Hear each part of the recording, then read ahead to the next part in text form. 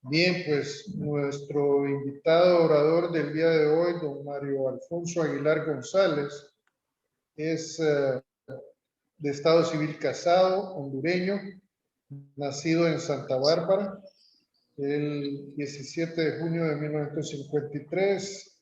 Hizo su educación primaria en el Instituto San Miguel de Tegucigalpa y en el Instituto La Salle su bachillerato en Ciencias y Letras, La Salle de San Pedro Sula. Estudió licenciado en Ciencias Jurídicas y Sociales en la Universidad Autónoma de Honduras. En la Corte Suprema de Justicia, pues se le otorgó el título de abogado de los tribunales de la República y notario público. Recibió premios de alumno sobresaliente durante todos sus años de estudio.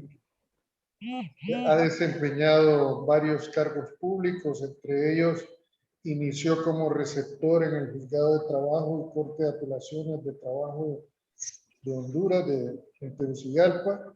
Trabajó en la asesoría legal de CODEFOR, de CONADI, secretario de la Dirección General de Servicio Civil, asesor de Procuraduría General de la República, asesor del Registro Nacional de las Personas, miembro propietario del Tribunal Nacional de Elecciones, designado por el Partido Nacional de Honduras durante el periodo 1989-1993, miembro propietario del Tribunal Nacional de Elecciones, designado por la Corte Suprema de Justicia 1993-1994, miembro propietario del Tribunal Nacional de Elecciones, designado por el Partido Nacional de Honduras del 19 de abril de 1995 al febrero del 2002, presidente en 2 ocasiones del Tribunal Nacional de Elecciones, vicepresidente, secretario y vocal de ese mismo organismo, director del Registro Nacional de las Personas 2005-2006.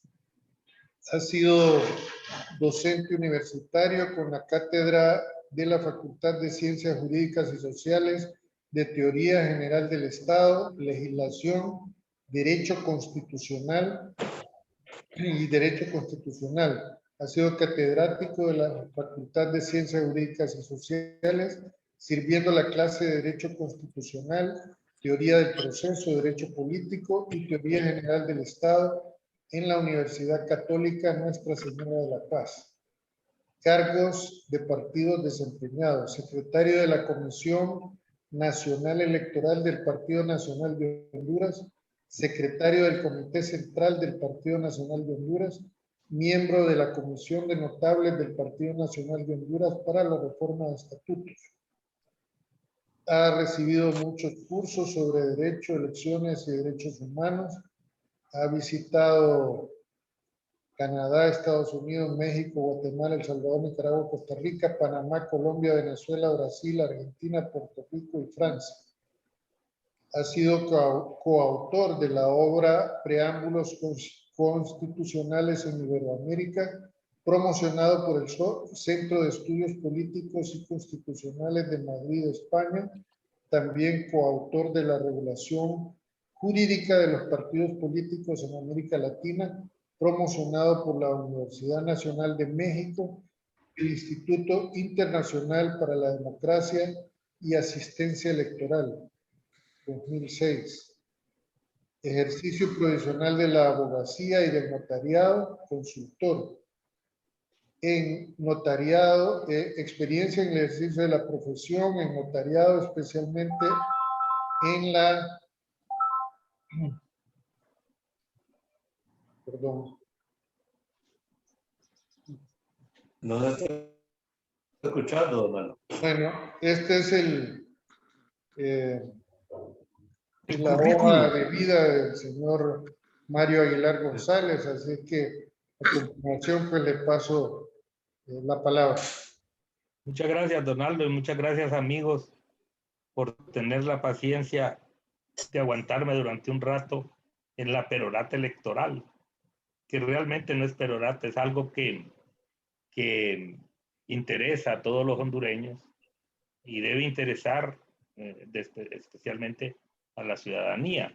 Casi nadie busca formarse en ese sentido y todo el mundo opina, y hemos llegado a un grado en que el desprestigio de las instituciones no es tanto por lo que ellas actúan como por lo que nosotros pensamos de ellas, porque como señalábamos al comienzo, especialmente en estos países de Latinoamérica, la mayoría de las personas que entran a una contienda electoral, sus pretensiones son siempre ganar, nunca perder, y si pierden es porque hubo fraude electoral necesariamente, y eso no corresponde realmente a la verdad.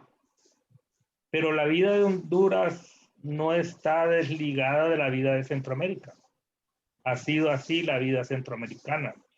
Por eso no tenemos una unidad de Centroamérica, porque siempre hemos tenido un pensamiento egoísta. Solo queremos nosotros para nosotros. Hubo un primer fraude electoral en la elección en la que participó José Manuel Arce y José Cecilio del Valle. José Cecilio del Valle había ganado la elección, pero en una maniobra de última hora entre conservadores y liberales, se unieron para apoyar a Arce y dejar fuera de la presidencia a José Cecilio del Valle. Y en la segunda oportunidad en que José Cecilio del Valle gana la votación popular en Centroamérica, no logra tomar posesión de la presidencia de la República porque se muere en la Hacienda de la Concepción. Entonces, el sistema electoral de Honduras es así de accidentado, como comenzó.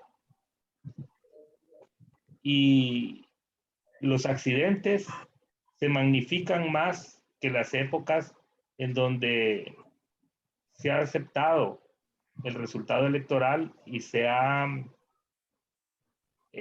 presenciado una transición pacífica de un gobierno a otro. Casi todas las transiciones han sido también accidentadas y con rumores. Ahora mismo que estamos yendo hacia un nuevo proceso electoral en donde ya se verificaron las elecciones primarias de los partidos políticos principales, solo hay rumores y rumores que ya Tito Afura ya no va a ser candidato, que el candidato va a ser nuevamente el presidente Hernández. Eso es lo que dicen, porque se quiere quedar, porque digo, ¿y qué posibilidad tiene Hernández en este momento de ser inscrito como candidato dentro de el Consejo Electoral tal como está conformado? No tiene posibilidad alguna, porque los votos del Partido Liberal, en todo caso, y del Partido Libertad y Refundación, están ahí presentes y que valen, no van a permitir un instituto de esa naturaleza. Entonces, con solo hacer esa conclusión, nos damos cuenta que el sistema electoral de Honduras está plagado de rumores. Por eso, aquella canción bendita que dice son rumores, eso es lo que priva en el ambiente. Desde que comenzó este gobierno, en el año 2017, se está hablando de la reforma electoral. Ahora que ya se concretó la reforma electoral, es que no hubo reforma electoral, que todo es cosmético. Si se vuelve y se le da, digamos, por decir así, una rectificación al esquema electoral en este momento, dirían que es una barra basada venir a cambiar nuevamente la ley que acaba de ser emitida. Pero nunca vamos a estar conformes con lo que se hace. Desde 1824, nuestra vida constitucional asiste a la existencia de normas que rigen la materia electoral. Aquí solo pensamos en la ley electoral del momento. Creemos que las bases del sistema electoral de Honduras se pusieron ayer y eso no corresponde a la verdad. Desde 1824 nuestras constituciones pasando por la del 39, de 1839, de 1873, de 1880, la de 1898 y las posteriores constituciones contienen en la parte dispositiva una serie de normas que regulan la vida electoral del país y se refieren de una manera específica a que existen unas leyes que están al nivel de la Constitución que pues, se llaman leyes constitutivas. En este caso, entre ellas se encuentra la ley de elecciones. A nosotros los abogados, cuando estamos estudiando, vamos a obtener para poder estudiar un libro que tiene la codificación de Honduras. Ahí encontramos la constitución más cercana, que es la de 1957, que es la primera constitución que establece regulaciones no solo para la parte electoral, como venían haciéndola todas las constituciones anteriores, sino que además para la organización y vida de las instituciones políticas. De tal manera que antes de la Constitución de 1957 no había sistematizado en Honduras una normativa que se refiriera a los partidos políticos. Y tanto el Partido Liberal como el Partido Nacional, y aún cuando tuvo una especie de vigencia el Partido Comunista de Honduras, eran instituciones no reguladas constitucionalmente. Entonces, la Constitución del 57 es la Constitución que marca un hito en la vida del sistema electoral, porque es la que le da vigencia al sistema electoral, completando no solo las normas de elección, sino además las normas de administración electoral. Es en la Constitución del 57 donde se establece por primera vez la existencia de un órgano autónomo e independiente que administre las elecciones. Y este órgano está compuesto en aquella etapa no solo por los partidos políticos, sino que además por la Confederación de Trabajadores de Honduras, por la Asociación de Ganaderos y Agricultores de Honduras y la Asociación Femenina de Mujeres. Es decir, como a partir del 52, con el decreto que le reconoció el voto por medio ese decreto, creo que es el número 25, emitido por don Julio Lozano Díaz, donde le reconoció el voto a la mujer. Entonces ya en la Constitución del 57 se introdujeron todas esas normas y se tomó en cuenta para que participara en la vida política del país a las mujeres.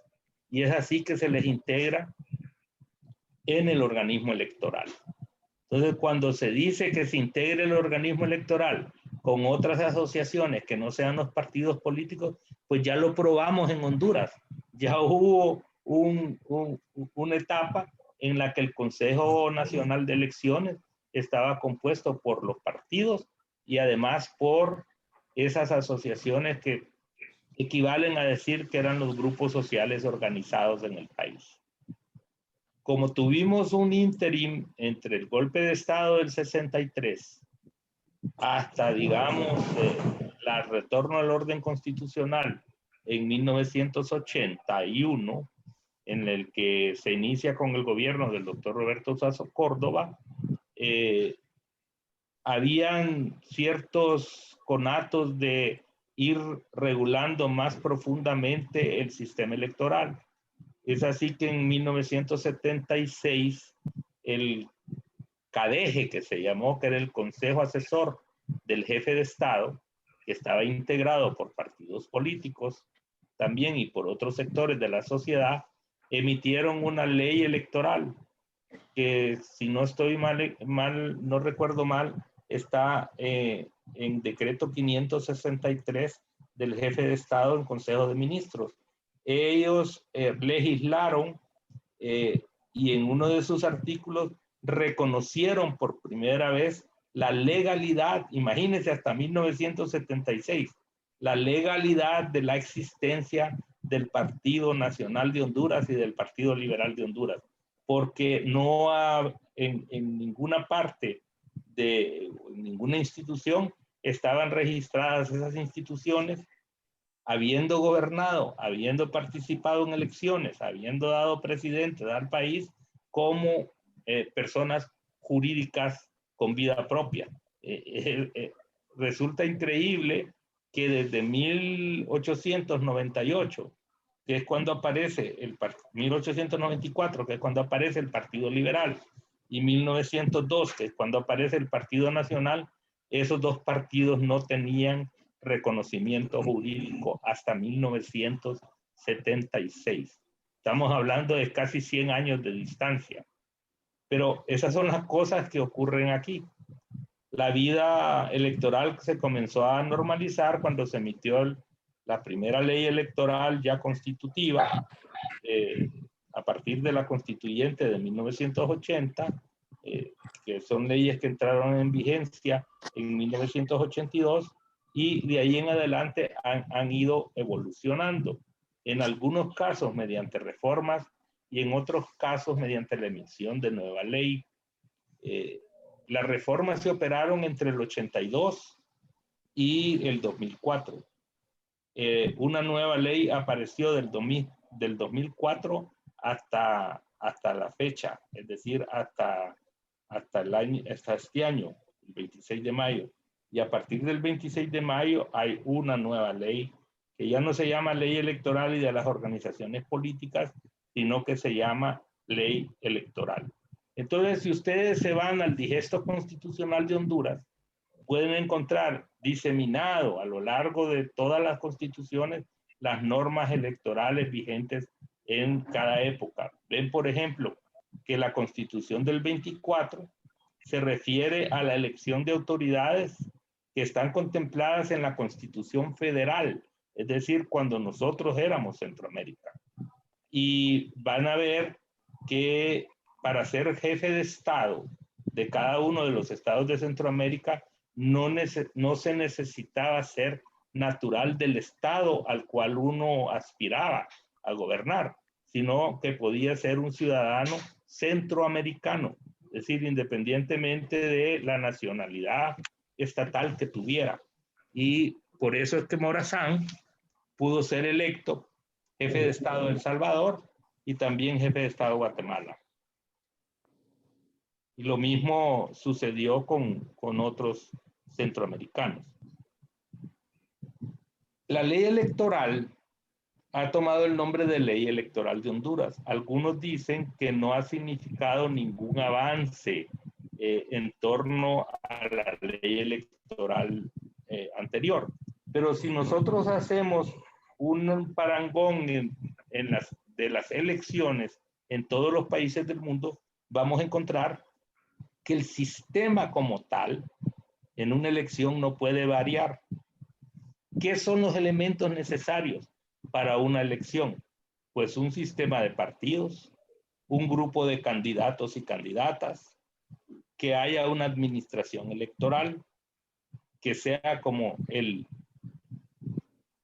árbitro entre las diversas fuerzas que están en contienda, que esas fuerzas tengan la oportunidad de realizar una campaña electoral en libertad y obviamente ceñido a alguna que otra directriz que la misma ley le da para tratar de defender los derechos de los otros y que las pasiones no se vayan a desbordar. Por eso es que se regula que la propaganda electoral que puedan realizar esos partidos y candidatos se hagan en un tiempo determinado y no todo el tiempo como quieren aquí.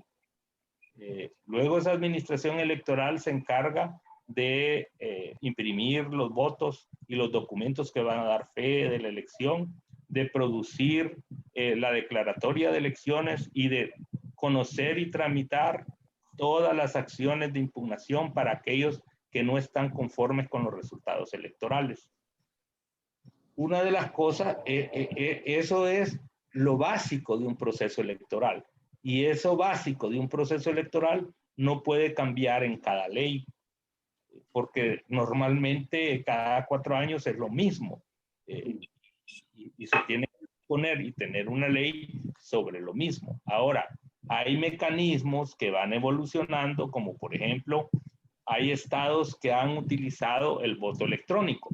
Es decir, que su manera de votar ya no es manual como en Honduras, sino que es por medio de aparatos especiales hechos con la tecnología, con rapidez, eficiencia, etcétera, pero que en algunos estados, en lugar de ir increciendo la utilización de esos mecanismos, ha ido disminuyendo porque hay sendas sentencias constitucionales que establecen que ese sistema no permite que el ciudadano de a pie, que personas como nosotros que no somos entendidos en la materia de informática, no tienen el bagaje suficiente para poder impugnar una elección. Puede perjudicar porque se necesitan conocimientos especiales para poder impugnarlo.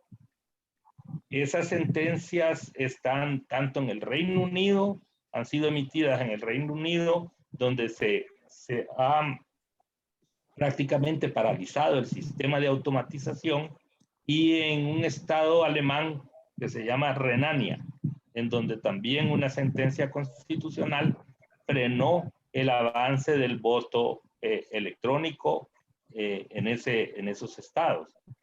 No obstante, en América Latina tenemos dos estados que yo podría decir lideran lo que es el voto automatizado, que son Brasil y Venezuela. Ahora, el sistema de Venezuela ha sido calificado como un sistema fraudulento, en donde hay unas maniobras de parte de los informáticos del gobierno para poder hacer que se ganen las elecciones. De Brasil yo no he conocido ninguna objeción al sistema. Son máquinas que fueron construidas por el mismo Tribunal Electoral y cuyos mecanismos de software han sido ideados por técnicos brasileños al servicio del Tribunal Superior Electoral.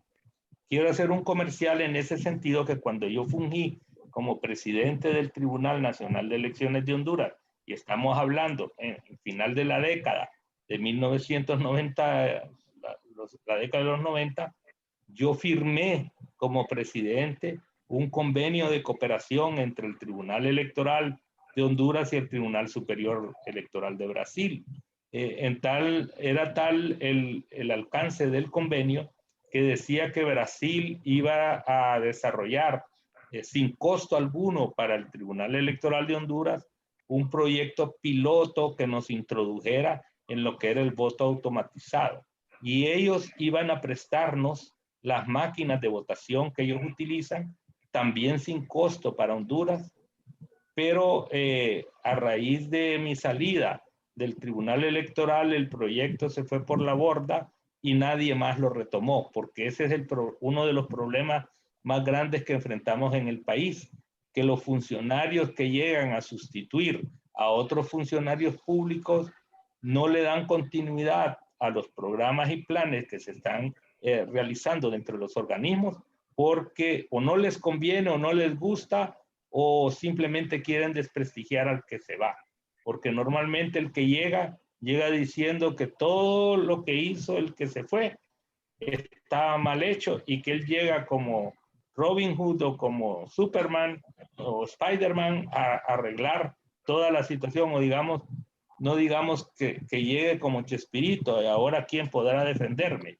Entonces, eso da al traste con muchos programas y planes que podrían haber sido de beneficio para el país. Fíjese bien, estamos hablando de 1999 y aquí hay un candidato que según él yo inclusive traje una feria de empresas al Hotel Honduras Maya para que exhibieran las potencialidades del voto automatizado, y los principales opositores a que se llevara a cabo el proyecto piloto fueron los mismos partidos políticos hondureños, más el Partido Nacional y el Partido Liberal. Los dos se pusieron de acuerdo para no aceptar el voto automatizado y hoy andan pregonando que quieren un nuevo sistema y que no sé cuánto y esto y el otro. Entonces, vale la pena que hagamos un repaso, no muy profundo, pero sí enriquecedor de los avances que presenta la nueva ley electoral de Honduras. En primer lugar, si ustedes leen la ley electoral anterior, se van a dar cuenta que la ley es básicamente orgánica. Es decir, lo que regula es la existencia de un organismo electoral, la constitución de partidos políticos y la forma de realizar las elecciones. Es una ley que no se refiere en nada más que en lo que la misma Constitución establece a los derechos del ciudadano, que es derecho de elegir y ser electo, de ser inscrito como candidato. Y hasta ahí termina su enunciado sobre derechos del ciudadano. Esta ley, por primera vez en la historia del país, y eso no se destaca, elabora todo un catálogo de derechos políticos de los que gozamos los hondureños y que debemos de exigir que se nos respeten. Por primera vez en la historia, todas las leyes electorales que se han emitido en el país son leyes orgánicas. Ninguna ha sido una ley que reconoce los derechos de los ciudadanos. Así que para mí es uno de los principales avances que establece la ley electoral. Ustedes yo les envié por medio de Donaldo un ejemplar del decreto en el que contiene la nueva ley electoral de Honduras. A partir de la reforma constitucional en la que también por primera vez se establece como función del Estado la función electoral y la función regional como elementos separados uno del otro. Pero miren cómo vivimos en un mar de confusión. El Registro Nacional de las Personas, si ustedes leen la Constitución y su ley, no es un organismo electoral. Sin embargo, los principales personeros de esa institución estaban hablando frente al público diciendo que ellos son los que iban a entregar el Censo Nacional Electoral. Digo, ¿y de cuándo acá a esa institución le está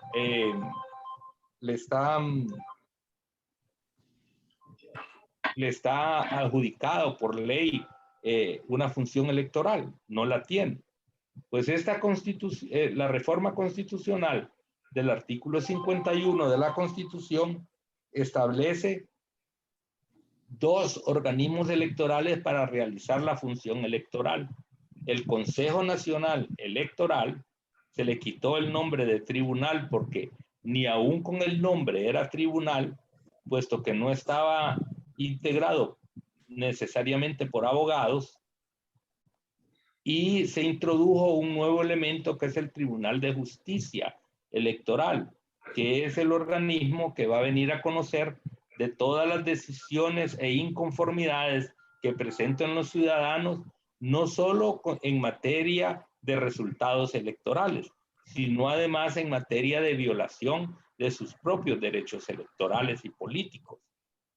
Por ahí vamos a encontrar que ya hay en el Tribunal de Justicia Electoral algunas reclamaciones, no solo relativas a las decisiones que adoptó el Consejo Nacional Electoral en torno a los resultados de las elecciones primarias, sino también que hay unos ciudadanos que fueron expulsados del partido anticorrupción y que están reclamando porque no le siguieron los procedimientos adecuados y le violaron sus propios derechos. Entonces, hay 2 organismos, uno administrativo, técnico, logístico, que es el Consejo Electoral, y uno encargado de la jurisdicción electoral o de solucionar los conflictos intersubjetivos de intereses que puedan darse en la materia político-electoral, no solo en relación a los resultados, sino a toda la gama de derechos que reconoce la ley. Entonces, ese es un avance cuantitativo y cualitativo en el sistema electoral de Honduras. Fíjese bien, primero no teníamos organismo electoral. Lo que sucedió antes de 1957 era que los propios órganos del Estado, como el Congreso, organizaban las elecciones para diputados. Las municipalidades organizaban las elecciones para las corporaciones municipales y el Congreso para diputados y el presidente de la República. Apareció un organismo especializado que administra las elecciones. Y ahora tenemos dos, uno administrativo logístico y otro administrativo jurisdiccional. Entonces, claro que es un avance cuantitativo y cualitativo en el sistema electoral de Honduras. Aquí no quieren ver que eso es un avance. Entonces, para la mayoría de la gente, el avance significaría, desde el punto de vista político, la segunda vuelta electoral. Sin eso, no hay reforma electoral, dicen algunos. Mi pregunta es, nosotros no somos un Estado federal, nosotros somos un Estado unitario. Es decir, estamos divididos en departamentos, no estamos divididos en estados como si fuésemos la Federación de Centroamérica. Ahí sí digo yo que podría caber una segunda vuelta electoral cuando las fuerzas políticas se disgregan en muchas fuerzas políticas y que se necesita la búsqueda de un mecanismo que asegure que el presidente de la República va a ser electo por la mayoría absoluta del pueblo. Pero en Honduras es muy difícil que nosotros lleguemos a obtener ese tipo de mayorías. No obstante, espérenme un momentito que me están molestando con este teléfono y les mando un mensaje que les digo, escríbame un mensaje y parece que no leen. Entonces, bueno, a la mujer tenía que contestarle. La ley, no es la mujer. Si fuera la mujer ya los hubiera dejado, porque si no me pescocean. No, entonces, sí, pero me quitan la idea porque están... esta nueva ley, además, significa un cambio cualitativo en cuanto a los resultados electorales, es decir, en cuanto a la transmisión de resultados electorales.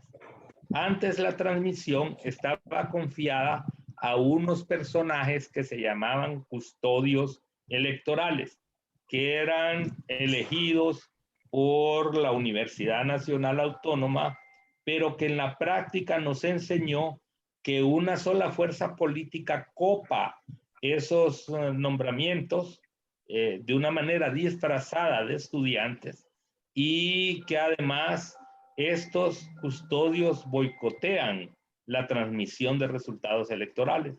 Entonces la ley buscó subsanar ese problema y encomendó la transmisión de resultados a la Junta Electoral en pleno. Es decir, los miembros de la Junta Electoral son los responsables de la transmisión del resultado. Y por otro lado, como en las elecciones del 2005 y en las elecciones del 2017, se tuvo la experiencia que uno solo de los consejeros, de los miembros del tribunal, y en el del 2017, mucho más grave, un solo consejero suplente, un solo miembro del tribunal suplente, dio anticipos en la noche de la elección de resultados irreversibles. Y eso es lo que sugirió que se estallara la crisis política después de las elecciones, porque él prácticamente aseguró que un candidato había ganado la elección sin haber contabilizado un número sustancial de votos. Resulta que aquí nos reímos del voto rural, pero si hacemos un análisis de los resultados electorales en Honduras, el voto rural es más alto que el voto urbano. No porque tengan el mayor número de habitantes, sino porque en la zona rural la gente vota más que la gente que está en la ciudad. Los de la ciudad son más despreocupados. Es decir, en los pueblos, como no tienen otra cosa que hacer, entonces ellos sufragan un 30% más que lo que sufraga el citadino. Así que para evitar esos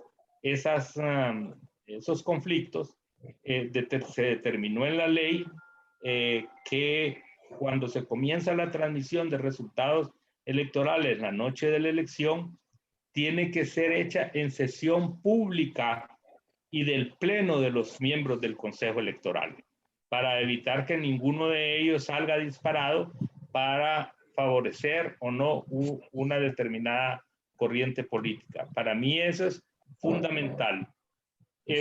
Aquí lo que ha estribado de discusión es la integración de las juntas receptoras de votos y de los consejos locales y departamentales de elecciones, en donde habían sectores sociales con pretensión de sacar a los partidos políticos de esa administración para introducirse prácticamente ellos, porque la sociedad civil quiere asumir un papel protagónico y sustituir a los partidos políticos en el proceso político del país. No, esa es mi mujer, yo no le contesto. No, ese es el mío, es el mismo número que me está llamando, pero no es ella. Entonces, y están proponiendo que las juntas sean integradas por ciudadanos comunes y corrientes. Y yo me pregunto, yo he ido a representar a mi partido a una mesa electoral y digo, ¿y yo qué soy? ¿Marciano? ¿De Júpiter? ¿O soy ciudadano? Si puedo ir a la mesa electoral o a la junta receptora, es porque soy un ciudadano en ejercicio de mis derechos. ¿Y cómo es eso que van a ciudadanizar la mesa? La mesa no se ciudadaniza. La mesa o la junta receptora de votos puede estar integrada por personas que no actúen sectariamente. Eso es aceptable. Porque si yo voy a una mesa electoral o junta receptora de votos, voy a cumplir un propósito y voy a cumplir un deber, que es el que me impone la ley, no el que me dicta un partido político. Yo le digo, yo fui presidente de mesa electoral receptora en 2 oportunidades y mi comportamiento ahí obviamente era destacado por un partido político, al igual que lo fui cuando fui miembro del Tribunal Nacional de Elecciones, pero básicamente mi actuación era obedeciendo a la ley. En ciertos momentos hay ciertas cuestiones que se debaten y que se resuelven en base a la visión política que se puede adoptar de una determinada circunstancia, pero eso no significa que necesariamente las cosas sean totalmente sectarias. Obviamente que en una competencia hay unos que ganan y otros que pierden, y eso es así, y lo que determina es el número de votos. Así que yo creo que además del catálogo de derechos, la seguridad en la transmisión de resultados y el asegurarle a los partidos políticos una presencia de administración en ciertas áreas del sistema del proceso electoral, son avances significativos en la ley en términos de que se evita que haya desconfianza y más bien buscar crear espacios que posibiliten el entendimiento entre las fuerzas políticas, porque ya es tiempo que en el país podamos sentarnos y civilizadamente definir nuestras diferencias. Por ejemplo, en el Consejo actualmente a veces la votación se vuelve altamente sectaria, porque la cosa es así. Si hoy uno tiene la posibilidad de que su pensamiento se imponga sobre el de los demás, en el sentido de que tiene más votos para obtenerlo, lo va a hacer siempre que haya construcción de mayorías para tomar la decisión, sino que me den otro sistema que sea mucho mejor que ese. Entonces, la construcción del Consejo y del Tribunal de Justicia a mí me parece adecuado en la nueva ley y en la nueva reforma constitucional, y puede que no solucione todos los problemas del país, porque como les digo, los problemas van a ser siempre problemas dependiendo de cómo los veamos. Por ejemplo, el señor Luis Zelaya, siendo presidente del Central Ejecutivo, expulsó del Partido Liberal a no sé cuántos diputados, sin seguir los procedimientos propios que establece la ley. Número uno, porque se basó en una reforma de estatutos del Partido Liberal que no siguió el procedimiento que establece la ley para ser aprobado. Entonces era ilegal su aplicación, porque no habían sido aprobadas esas normas tal como lo ordenaba y lo ordena todavía la ley electoral vigente. Segundo, porque no le siguió juicio. Es decir, dijo por sí y ante sí que ellos cometieron una falta, juzgaron la falta y emitieron la sentencia y los expulsaron sin haberlos oído. Las convenciones internacionales establecen que nadie puede ser penado si no ha sido previamente oído y si previamente no se le ha dado la oportunidad de la defensa. Y es un derecho inviolable de acuerdo con la Constitución de Honduras, el derecho de defensa. Entonces el órgano electoral lo que hizo fue anular las decisiones adoptadas por el señor Zelaya y reintegrar y reinstalar en su militancia en el Partido Liberal a los no sé cuántos diputados que habían sancionado con expulsión. Es decir, no es muy fácil que un partido político expulse a diputados, porque normalmente los diputados son prácticamente la estructura de base de los partidos en los diferentes departamentos.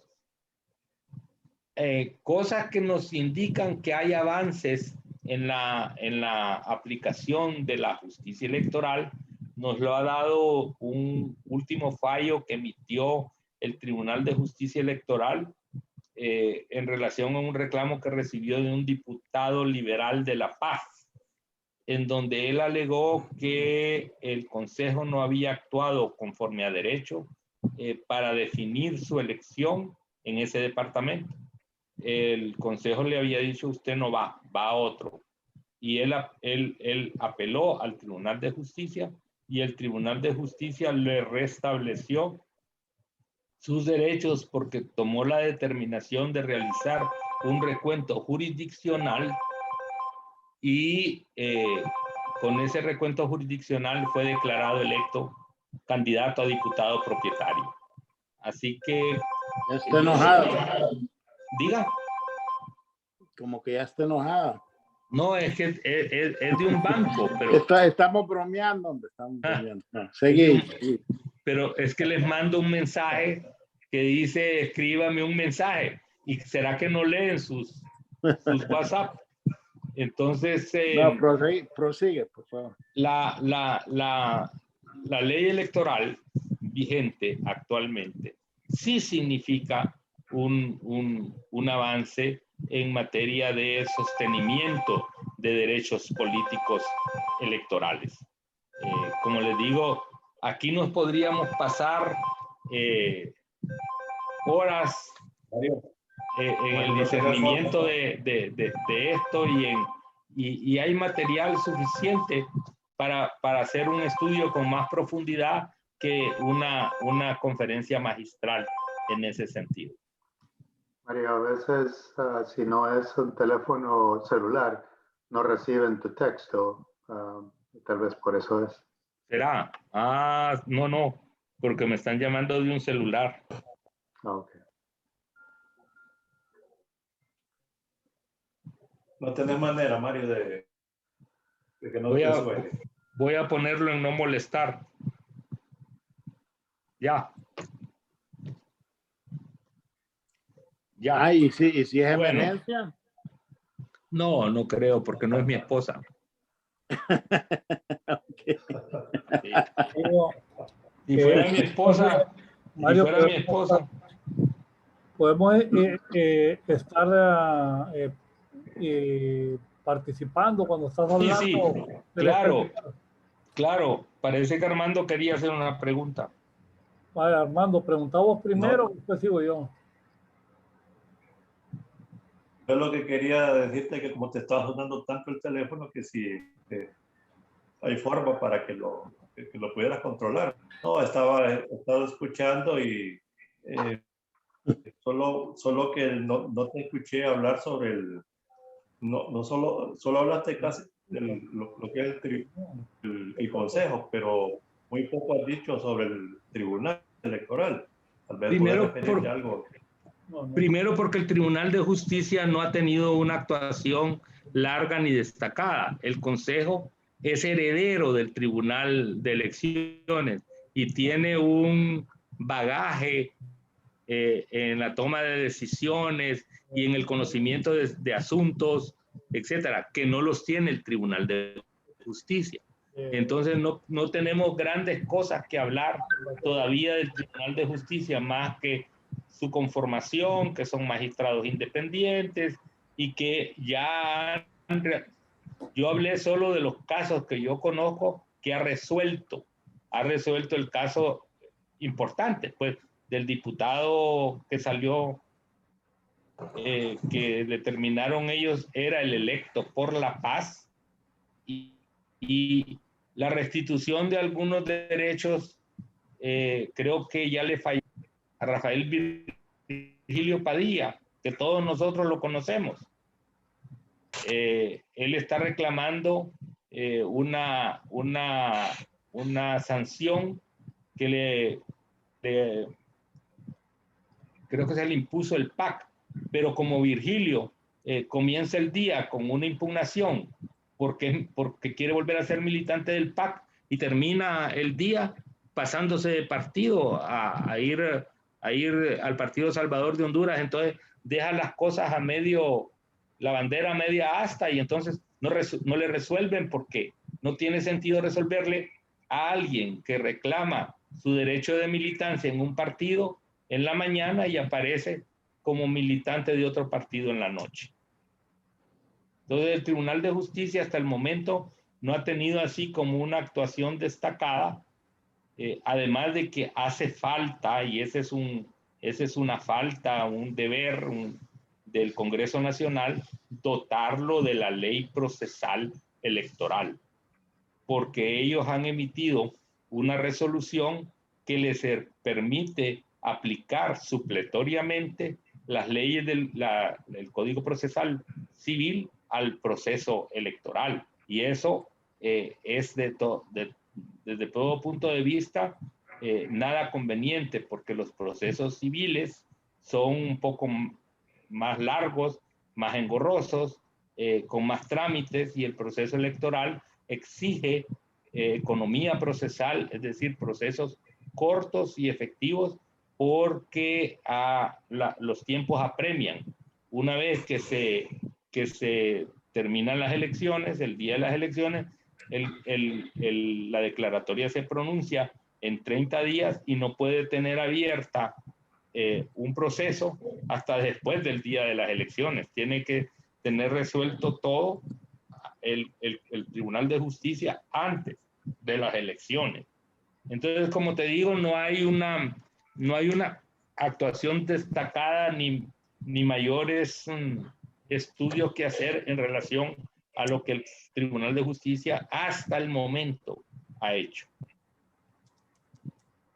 Armando, perdóname que que te pregunte algo que la cual yo no soy muy ducho. Cuando dijiste que estábamos hablando de que era orgánica y que ahora es como la ley. No, la ley mantiene su parte orgánica, es decir, regula la administración electoral, pero además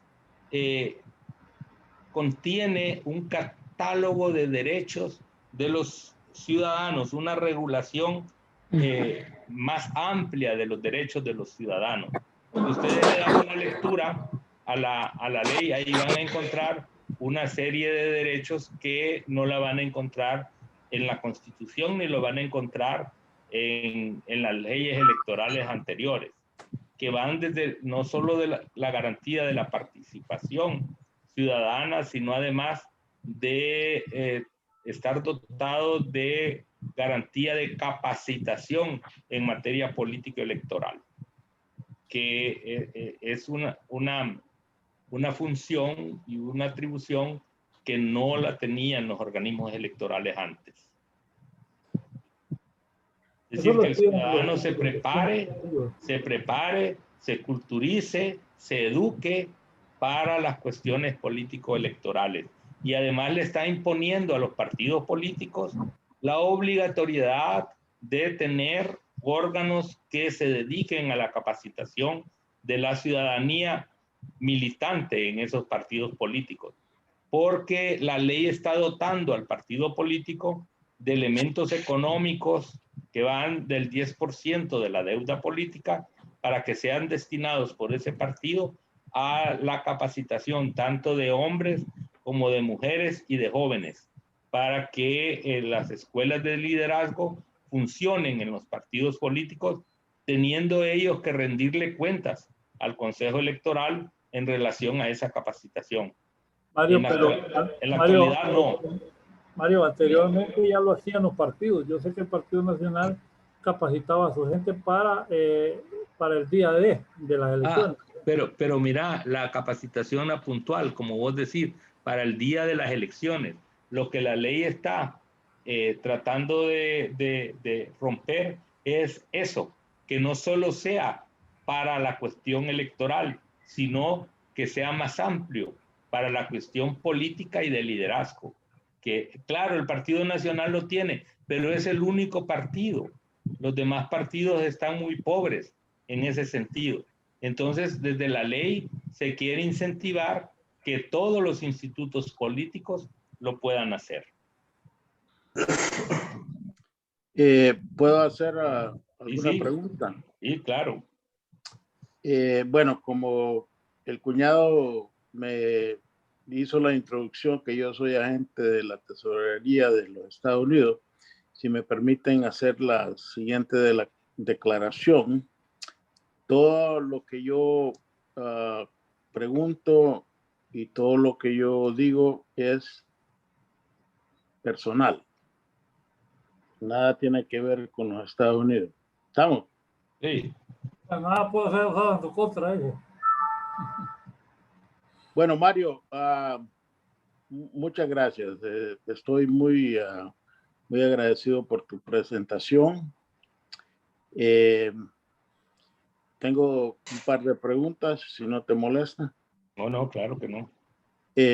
La verdad es que creo que tenés una buena experiencia para ayudarnos aquí en Arizona y Georgia, en los Estados Unidos. Pero bueno, dejemos eso. Tendría que ir a vivir allá. No, venite, que aquí necesitamos tu ayuda con la experiencia que tenés con los tribunales.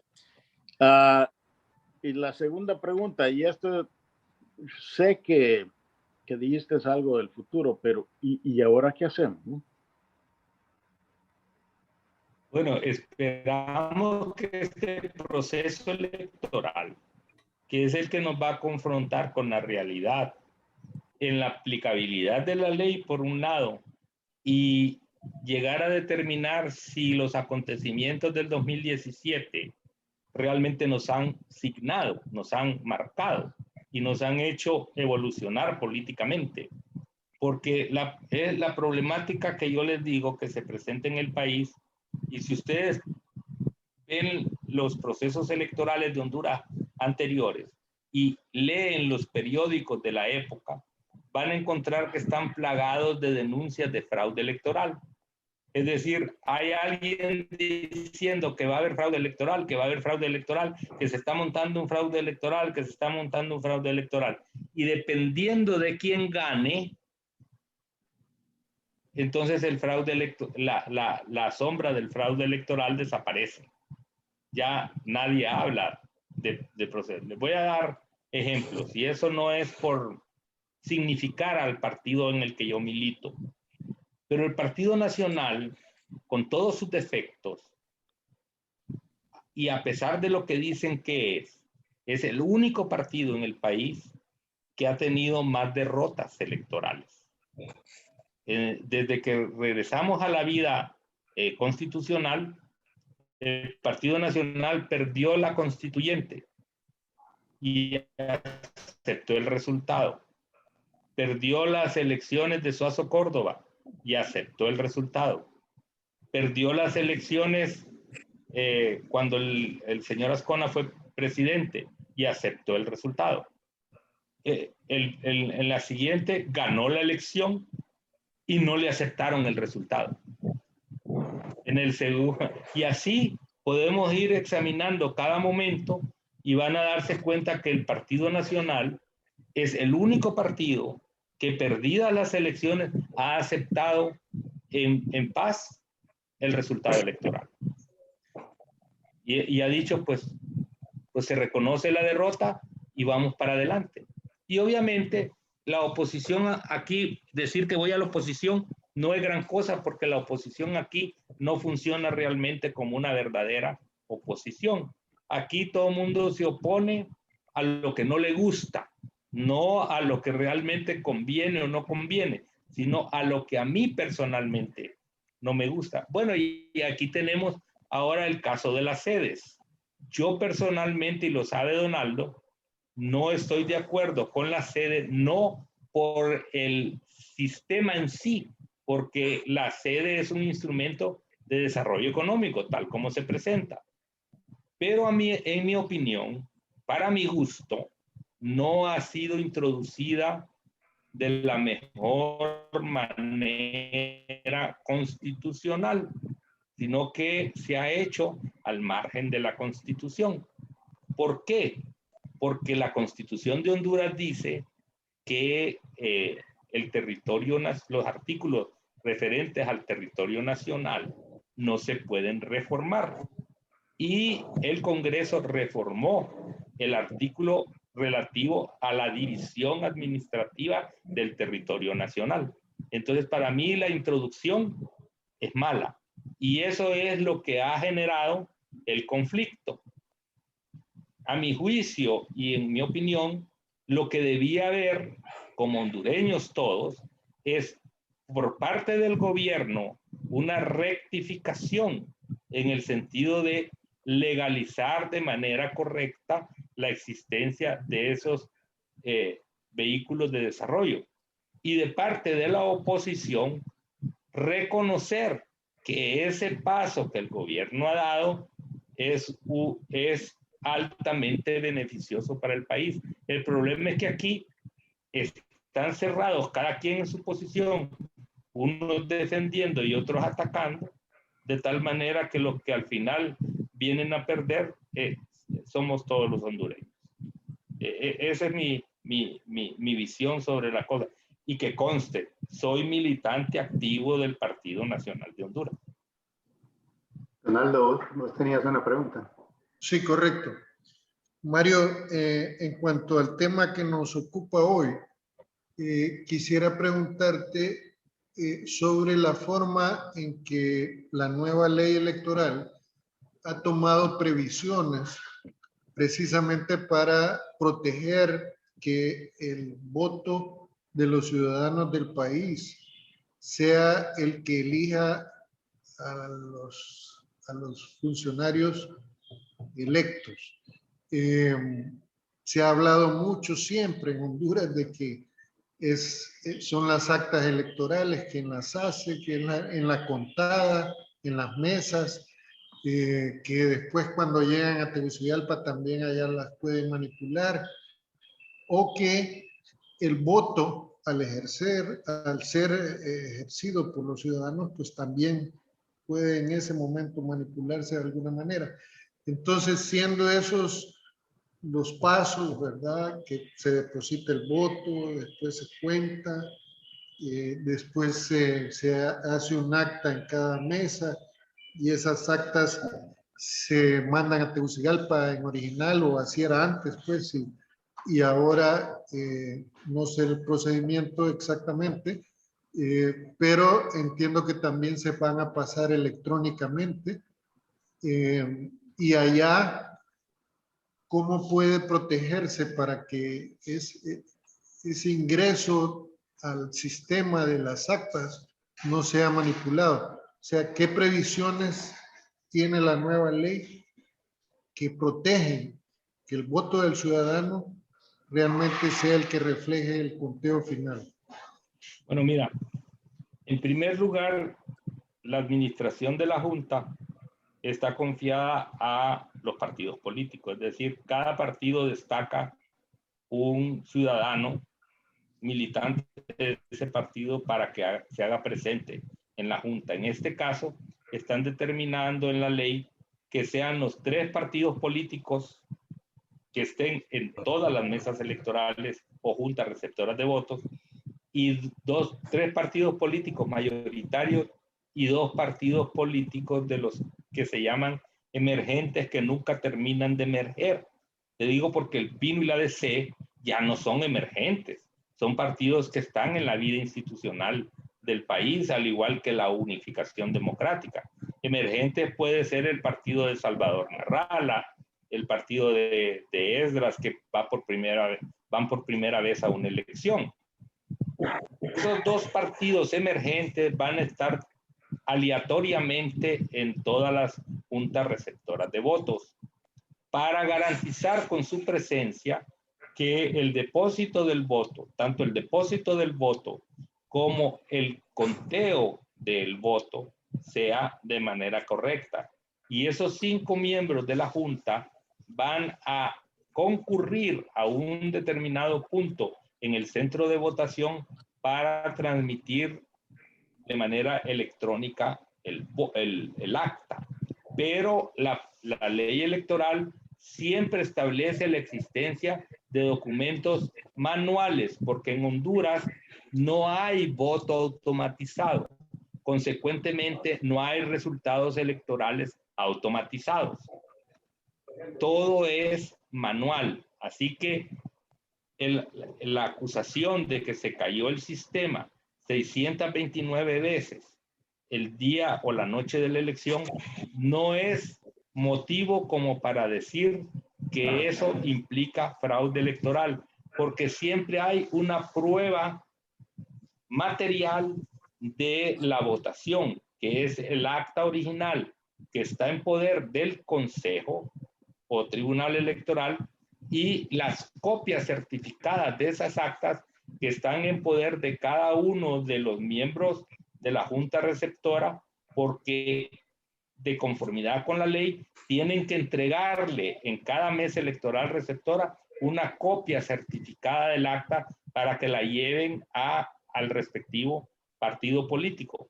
Aparte de eso, va a determinarse un sistema que con la transmisión del acta electoral electrónica al Consejo Electoral, simultáneamente esa acta, y en las elecciones pasadas lo hubo también, nada más que los servidores para los partidos políticos no estaban ubicados en las sedes de los partidos políticos, sino en un hotel de aquí de la capital, pero cada partido tenía su propio mecanismo de información.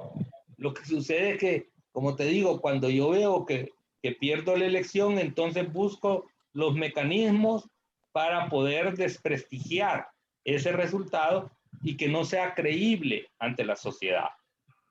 Pero la verdad es que siempre han tenido, además, destacados informáticos, es decir, personas entendidas en la materia, tanto de procesamiento de datos como que saben qué tipo de tecnología se está utilizando, etcétera, no sé qué más, pero siempre cada partido ha tenido la posibilidad de destacar un técnico dentro del Consejo Electoral y fuera de los técnicos que existen en el Consejo para que auditen todos los sistemas que se ponen en vigencia.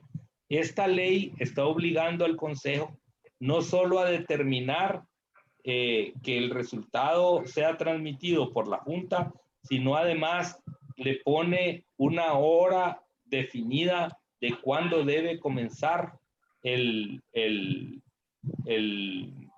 la transmisión de la divulgación de los resultados.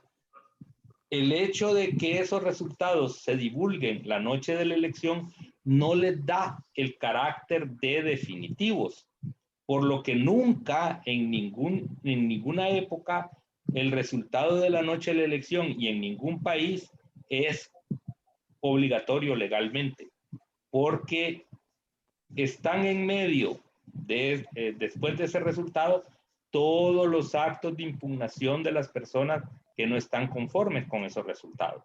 Armando, que a través de las acciones de nulidad pueden modificar esos resultados o a través de las acciones de impugnación se pueden modificar, como en el caso del Departamento de La Paz que yo le señalaba.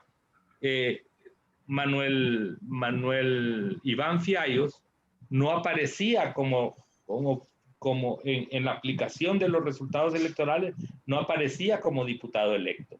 Pero cuando el Tribunal de Justicia ordena un reconteo jurisdiccional, establece que el Consejo Electoral se ha equivocado en su apreciación y rectifica la decisión, y con el reconteo se establecen las cifras correctas y él aparece electo como diputado, restaurando así su derecho, el derecho no solo que él tiene de ser electo, sino el derecho del pueblo que le dio el voto de manera particular. Así que esta ley le dice al Consejo que tiene que tener esa transmisión de resultados electorales definitivamente adjudicado 4 meses antes de las elecciones y que debe divulgar las políticas que se van a seguir en cuanto a transmisión de resultados electorales 6 meses antes del proceso electoral. Y obviamente que el Consejo vía reglamento tiene que garantizarle a los partidos políticos, porque así lo ordena la ley, su participación en el desarrollo de todo el proceso.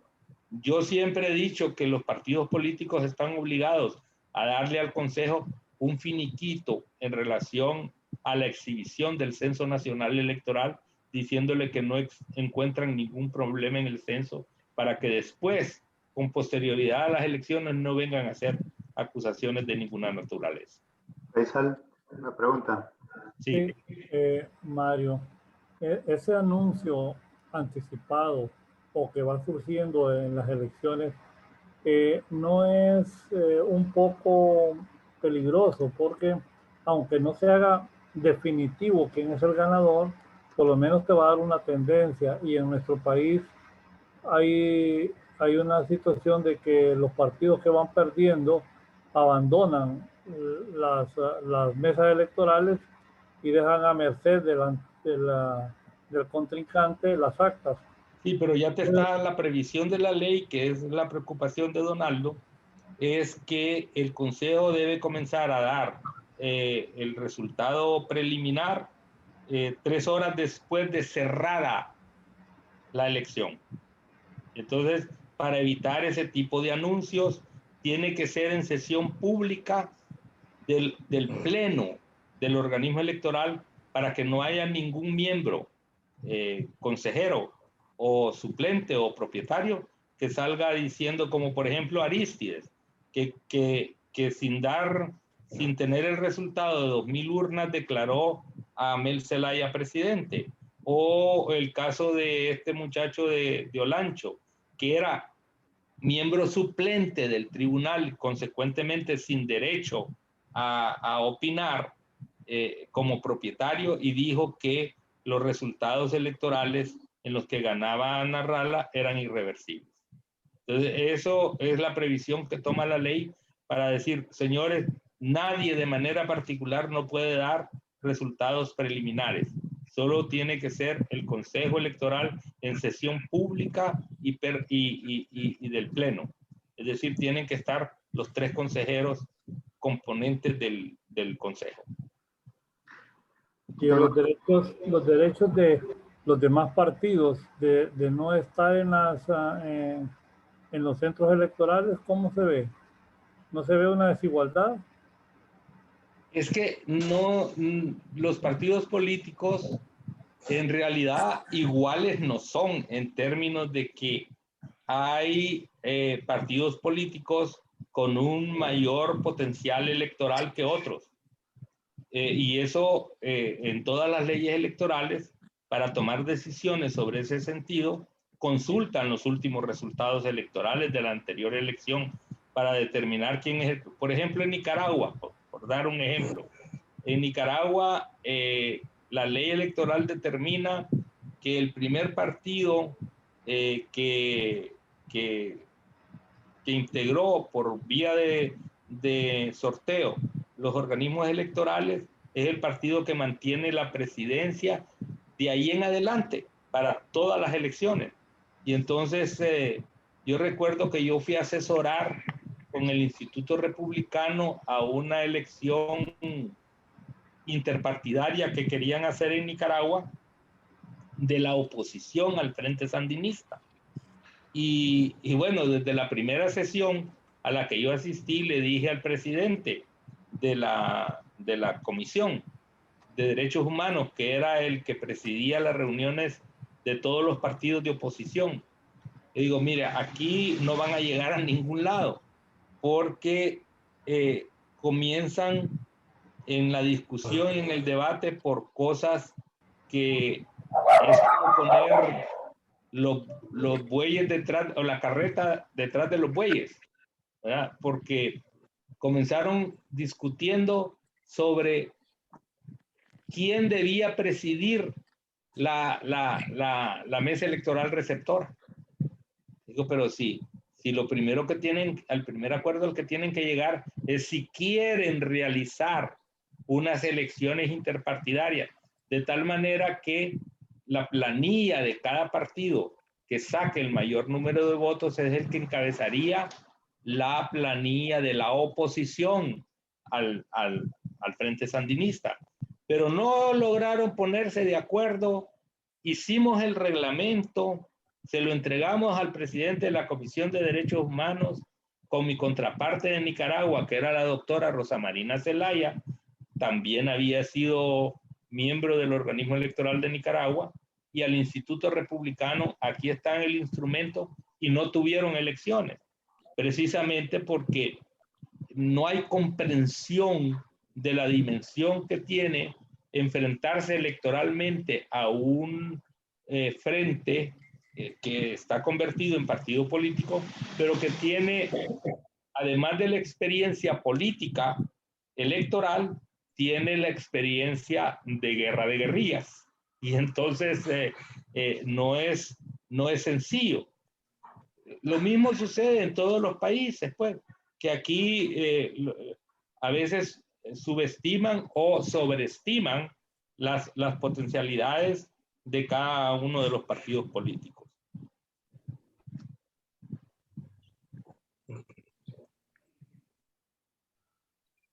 Quisiera hacer unos comentarios y tal vez una pregunta al Sí, final. Obviamente, sí, Mario, es bien obvio de que sabes lo que estás diciendo, sabes todo lo que es la ley electoral, especialmente la de Honduras y también lo de Centroamérica. Y sé que sabes mucho más que yo aún acerca de lo que sucede aquí en Estados Unidos, acerca de toda la parte legal. Lo que viene en la mente de nosotros los humanos, viene desde el principio. querer hacer lo que nosotros queremos y no querer hacer lo que los demás quieren hacer.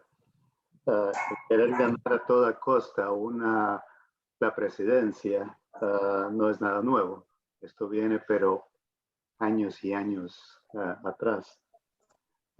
Aunque hoy se han hecho mucho más complejas las maneras de... mencionaste anteriormente, pues, de que el que pierde está pensando, pues, de que hay fraude y naturalmente, pues, porque quiere ganar. Pero sí hemos visto, pues, de que muchas veces hay mucho que deja el cuestionar por qué este partido ganó.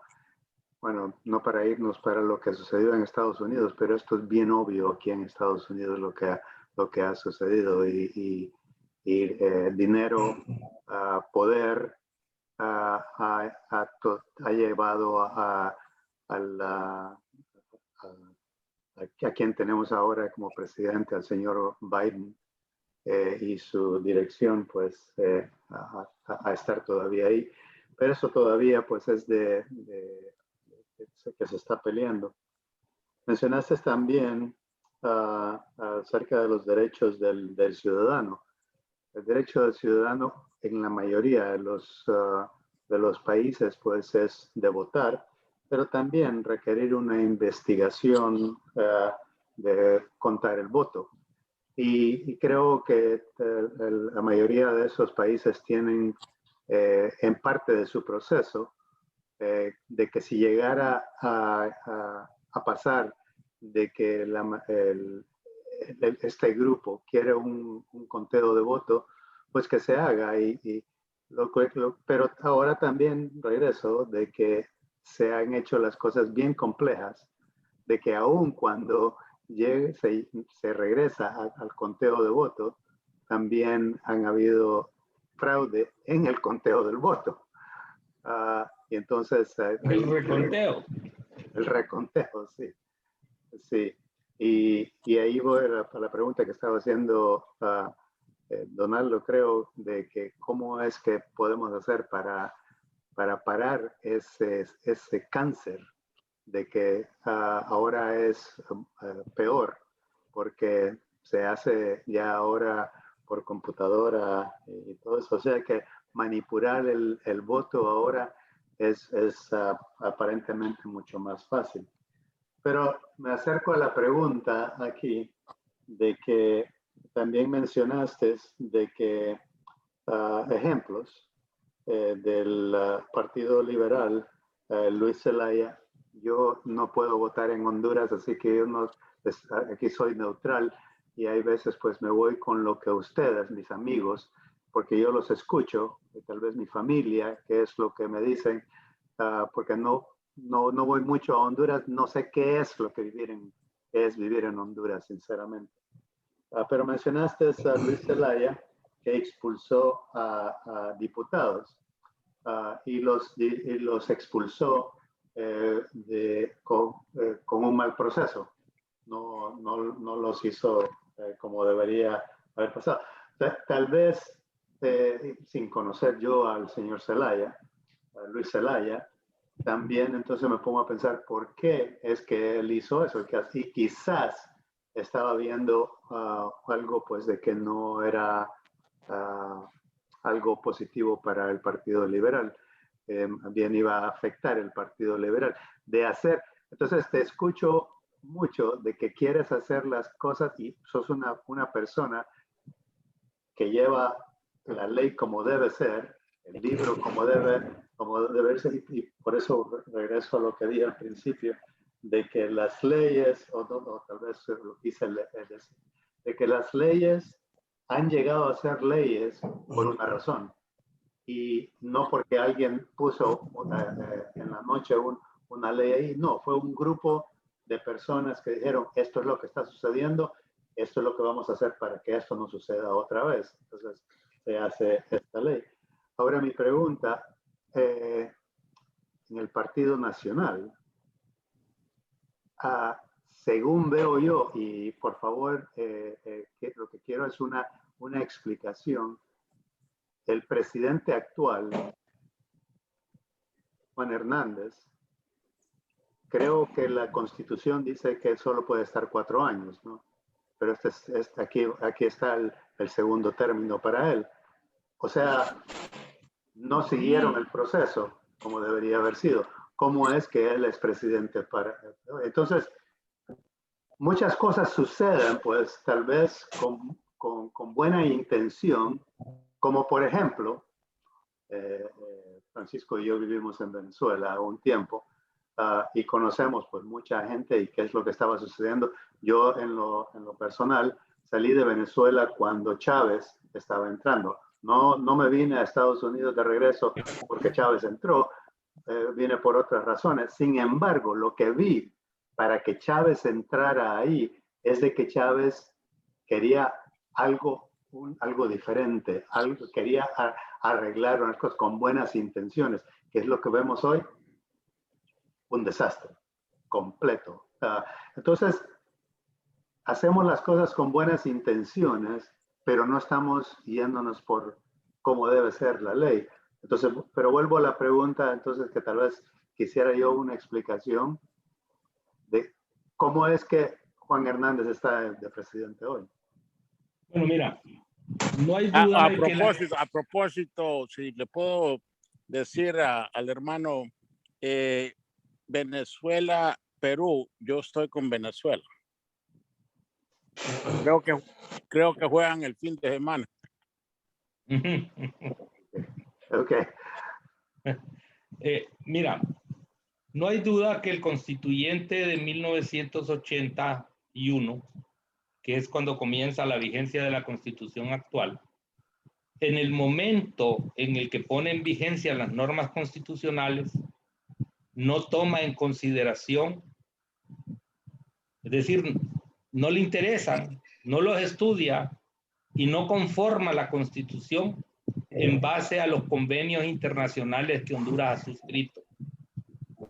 El convenio o Convención Americana de Derechos Humanos, o denominado Pacto de San José, en su artículo 23 establece que no solo los derechos políticos que pueden ejercer los ciudadanos, sino además dice que el Estado no puede legislar solo sobre aspectos específicos para impedir que el ciudadano pueda ser electo presidente o electo diputado o electo munícipe o vaya a cualquier cargo de elección popular. Las razones por las cuales el convenio internacional establece esa excepción son razones de edad, razones de escolaridad, razones de capacidad civil, de capacidad mental y además que el ciudadano no haya sido condenado por sentencia penal que esté firme.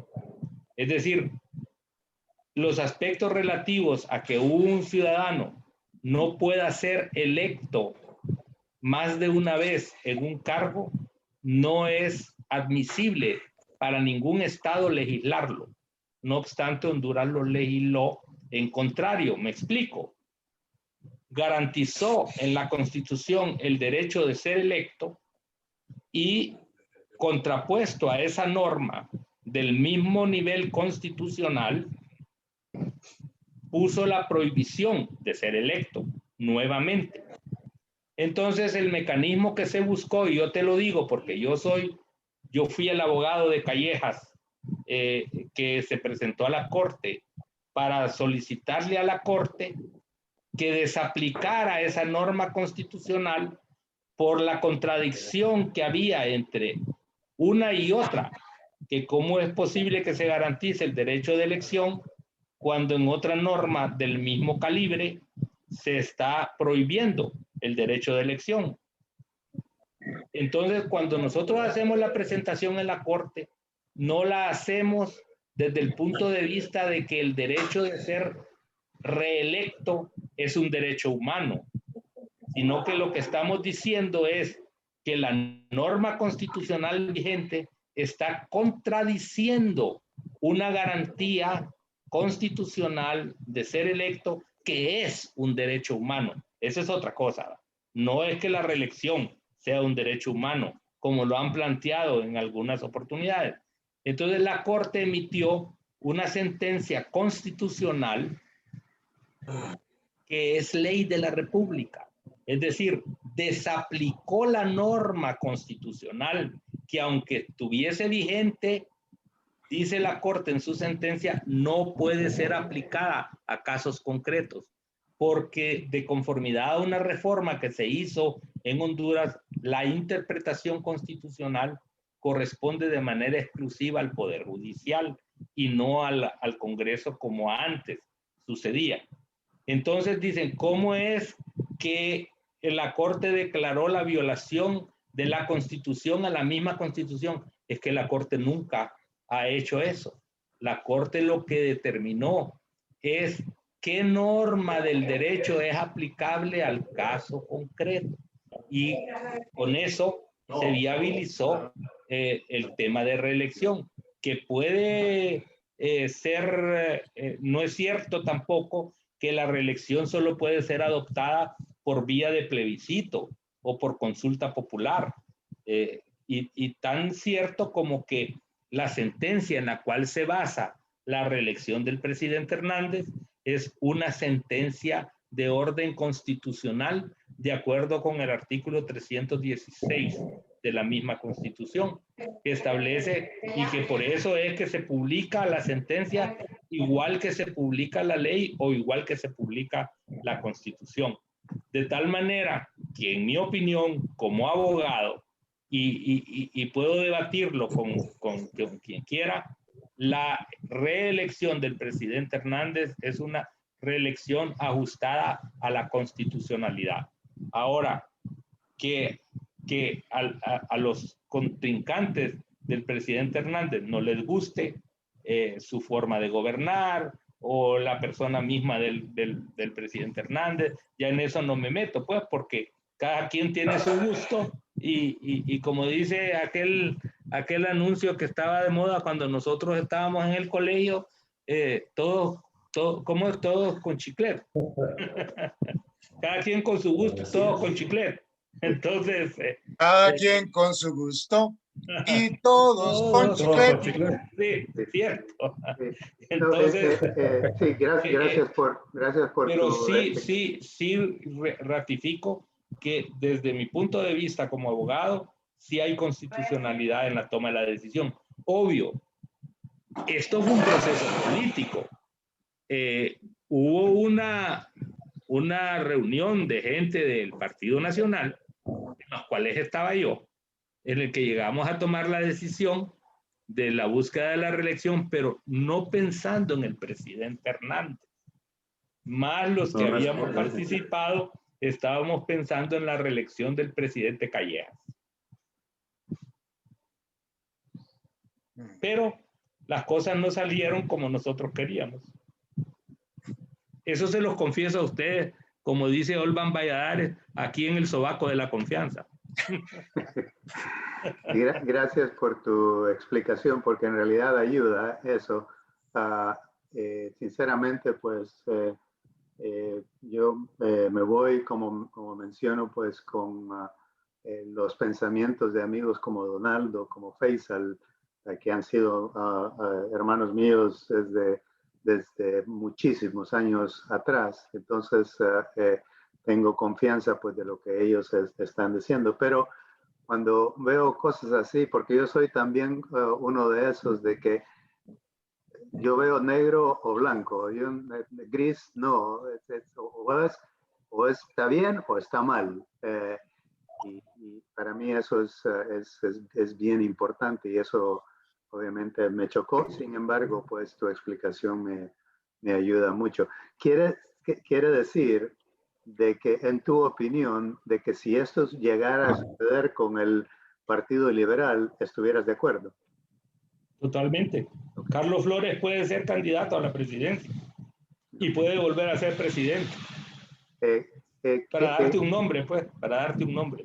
Sí, mencionaste, sí, y le voy a dar el micrófono a Francisco. Francisco tiene una pregunta. Sin embargo, mencionaste de que estaban trabajando que para Callejas regresar. ¿Eso es constitucional también? Bueno, es que precisamente el que pide la desaplicación del artículo 239 que prohíbe la reelección es Callejas, no lo hace Juan Hernández. El que se beneficia de esa decisión es el presidente Hernández. Pero realmente Callejas es el que se presenta a la corte.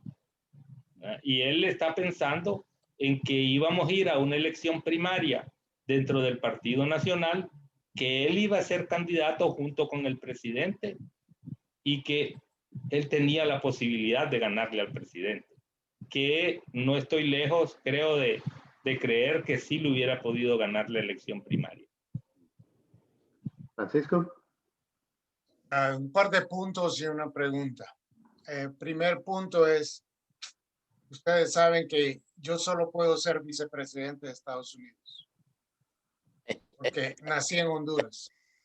Pues tenés mi voto, Pero lo acepto, ni modo.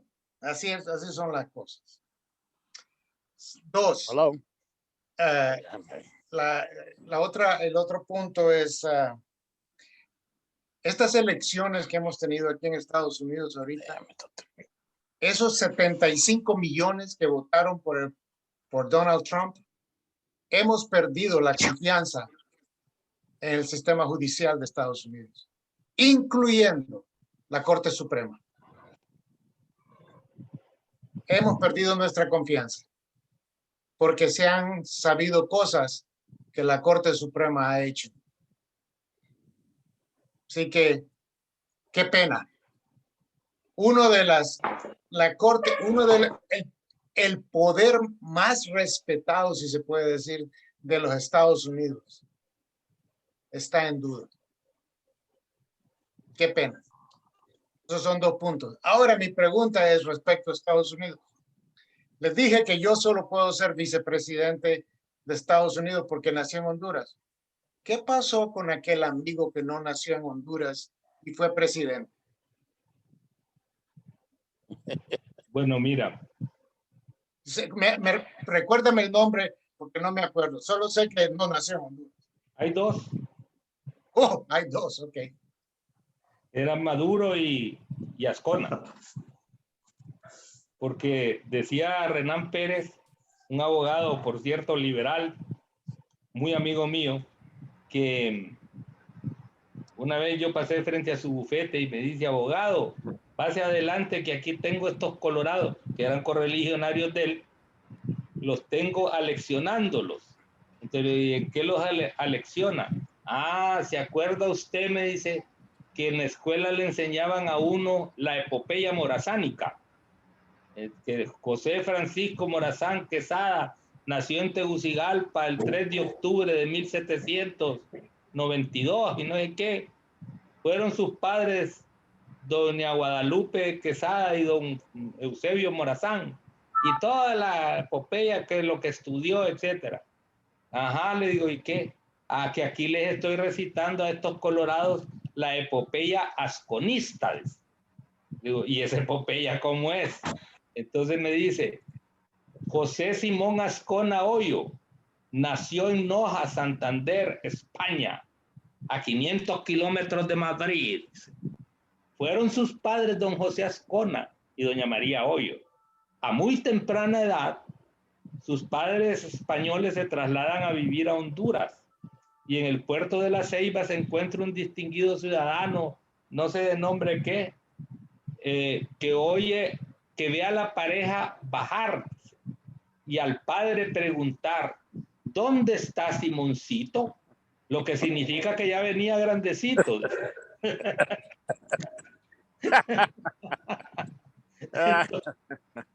Bueno, les cuento que el abogado Renán Pérez todavía está vivo. Es un hombre que creo que debe frisar unos 98 años ahora. Y bueno, es una institución completa. Pero era enemigo de Ascona. Era enemigo de Ascona. Entonces, Miren, esto de las elecciones entra mucho a la desconfianza. Si ustedes que viven en Estados Unidos han entrado en esos niveles, aquí que hemos vivido en una permanente desconfianza.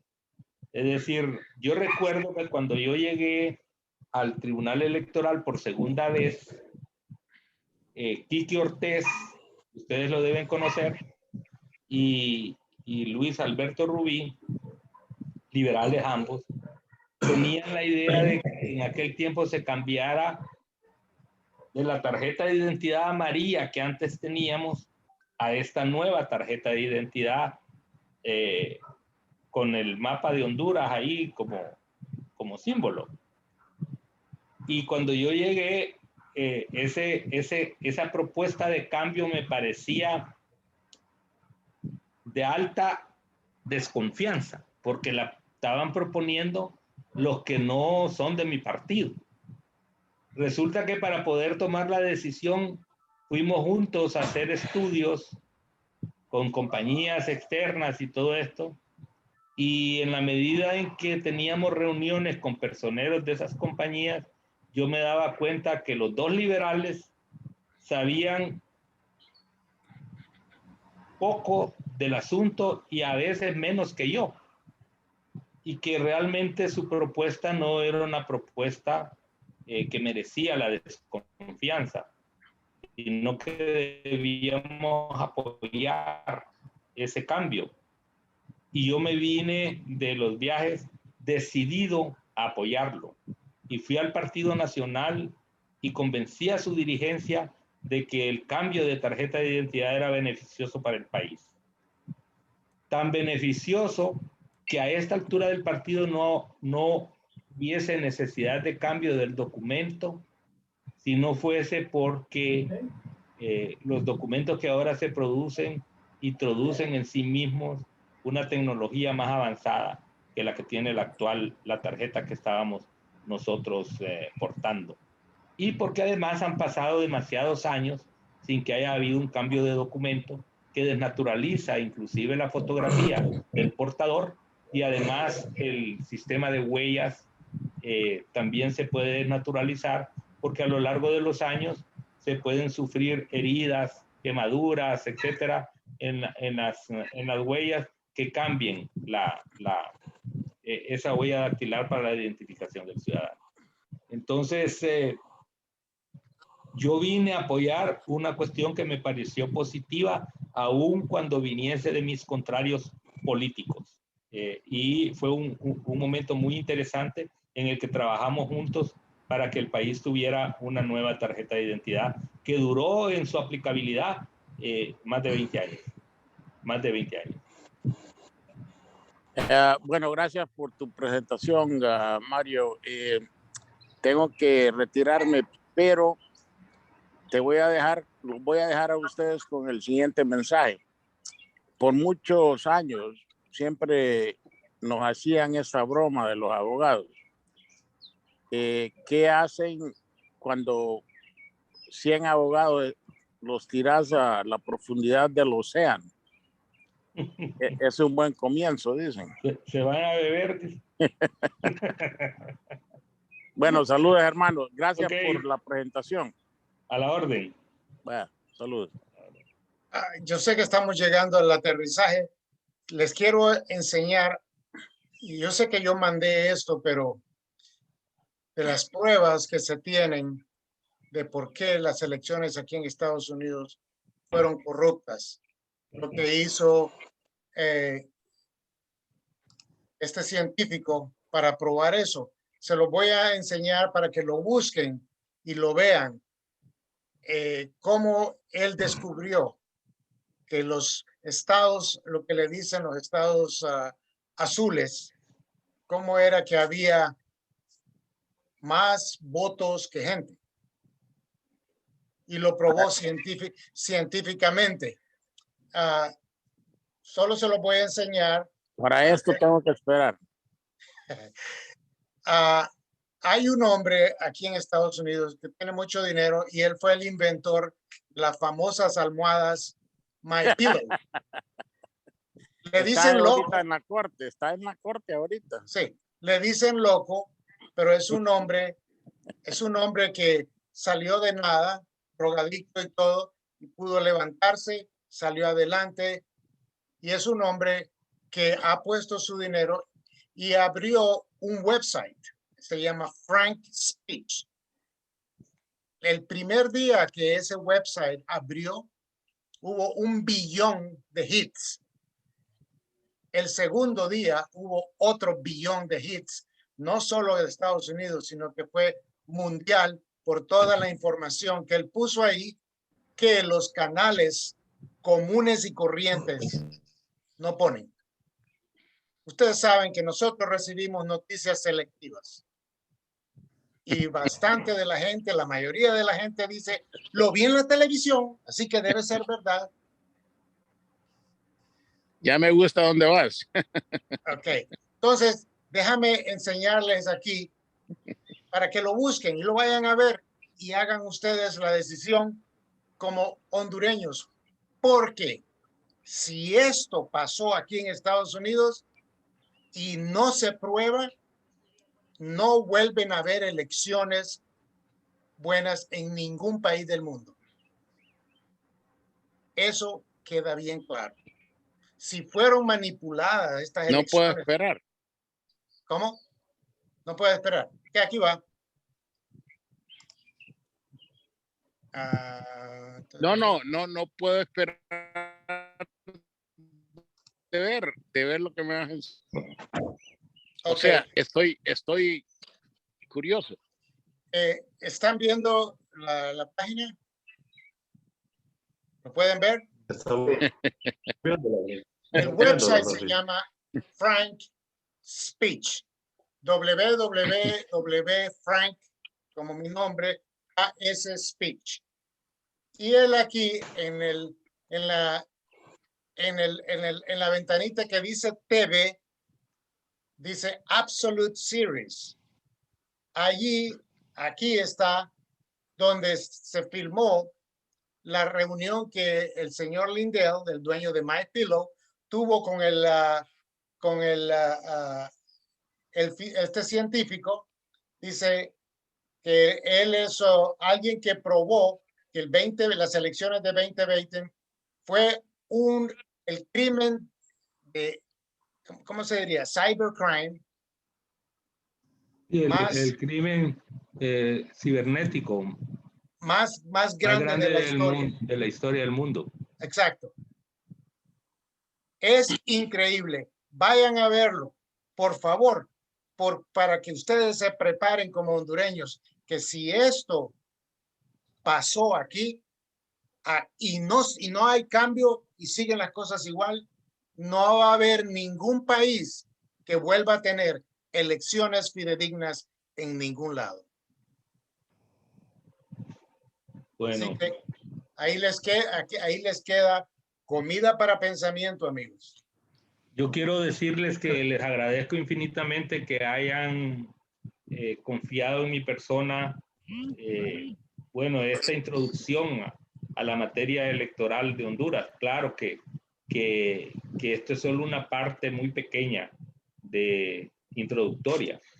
Podemos tener otras reuniones y ver otros temas en los cuales yo les puedo servir de conferencista, pero no necesariamente lo que yo digo siempre es la verdad, pero trato de ajustarme a ella y sobre todo de ejemplificar las cosas de tal manera que se puedan comprender. Así que les agradezco, Donaldo, de manera muy especial. Nos reunimos con Faisal también en San Pedro Sula el día que fuimos por allá. Y yo mantengo mi disposición permanente de que tratemos temas de interés para todos nosotros. Muchas gracias, amigos. Muchas gracias. Gracias, Mario. Antes de despedirte, solo quisiera para Francisco comentar el caso de la elección del presidente Maduro y cómo fue posible, por lo menos cómo lo defendieron los abogados de Honduras. En Honduras, su disposición en cuanto a nacimientos de las personas, dice que, o decía desde aquel momento, que los hondureños, hijos de padre o madre hondureña, son hondureños por nacimiento. O sea, la Constitución, aunque no hayas nacido en Honduras, pero si uno de tus padres, aunque sea uno, es hondureño, tú eres hondureño por nacimiento también. En el caso de él, creo que no, ni siquiera habían sido los padres, pero los abuelos. Una abuela había nacido en Honduras, entonces vino así la interpretación. Si había sido hijo de un hondureño por nacimiento, que se lo había otorgado a su vez el haber sido nacido de otro hondureño por nacimiento, su padre o su madre. Eso no recuerdo cuál de ellos ahorita, creo que era la mamá. Yo creo que Mario en eso está más enterado. Y la abuela de Maduro era hondureña y le dio la nacionalidad hondureña por nacimiento a la mamá. Obviamente que también la mamá la transmitía al hijo por nacimiento. Eso era nuestra ley y no sé si sigue siendo así, Mario, pero entonces sí se mantiene. No fue forzado, pero sí fue un tema interesante para que los opositores lo expusieran y le dijeran al pueblo, ¿cómo? Esto es ridículo. Es ridículo, pero la ley lo permite. Son dos sistemas. El sistema Jus Soli y el sistema Jus Sanguini. El sistema Jus Soli es el lugar en donde uno nace, que determina la nacionalidad. Y el sistema de Jus Sanguini es la sangre, el que sigue la sangre. En este caso, la abuela de Maduro era hondureña por nacimiento y le transmitió la nacionalidad hondureña por nacimiento a la mamá de Maduro. La mamá se la transmite a Maduro por sangre, hondureño por nacimiento. Y eso fue lo que se reconoció por parte de los juristas internacionales que mediaron en este problema. O sea, en ese caso sí hubo una resolución, sí, de acuerdo a ley, para que él pudiera participar como candidato a la presidencia. Correcto. No se violó. Lo que pasa es que es muy fácil de hacer una propaganda en contra porque a la persona común, y sobre todo si estás predispuesto, sí, una cosa así se ridiculice. ¿Cómo es que no nació aquí y es hondureño por nacimiento? Ya con eso hiciste un chiste, hiciste ridículo y armaste una historia. Hay un caso específico, por ejemplo, Enrique Ortiz Sequeira, es hondureño por nacimiento. Él nació en París, no nació en Honduras, pero la Constitución tiene una parte específica que dice que son hondureños por nacimiento los hijos de los agentes diplomáticos de Honduras nacidos en el exterior. Y también los hondureños, hijos de un hondureño por nacimiento, nacido en el exterior, adquieren la nacionalidad hondureña por nacimiento. Por es nacimiento. Una ficción legal, pero así es. De modo que el niño tiene derecho a escoger en el futuro su nacionalidad en su mayoría de edad. ¿Así es, abogado? Sí, lo que no se puede es ostentar dos nacionalidades al mismo tiempo, excepto que haya un tratado internacional de doble nacionalidad con el país en el cual uno se nacionalizó. Entonces, por ejemplo, para el caso de los hondureños que ya son ciudadanos norteamericanos, estando en Estados Unidos, no pueden ostentar la nacionalidad hondureña, son únicamente ciudadanos norteamericanos. Y regresando a Honduras, de acuerdo con la Constitución, al regreso automáticamente readquieren la nacionalidad hondureña. Vete, Francisco, puede ser presidente de Honduras. Sí, eso sí puede. Hey, con toda la magia que ahora hemos aprendido, cualquiera puede ser presidente de cualquier lado. Venga, sí, hombre, aquí lo A lanzamos. mí me preocupa algo a la inversa, ¿verdad? Porque mis abuelos eran palestinos, mi papá nació en Tela y mi mamá en Cortés. Entonces yo tengo la duda si sería hondureño o no. ¿Y vos dónde naciste? En Tegucigalpa. Ah, bueno. Pues sos capitalino. Hey, pero aquí tenemos o tuvimos un presidente medio africano Ajá. y la pasó. Y La de paso pasó. islámico, Papá ¿ah? africano, mamá americana, y no se sabe dónde nació. Y musulmán.